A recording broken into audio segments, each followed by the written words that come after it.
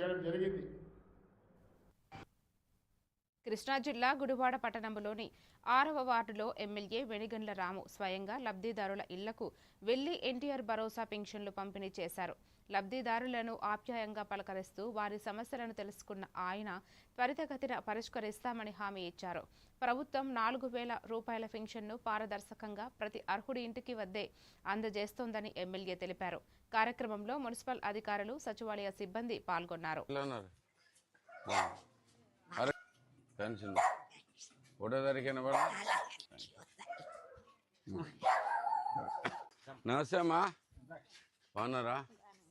మేమైతే చూడండి, సారీ అప్పుడు హెల్ప్ చేయలేకపోయాం, కానీ ఇప్పుడైతే కనుక తీసుకుని మీకు వెంటనే చేస్తున్నారు.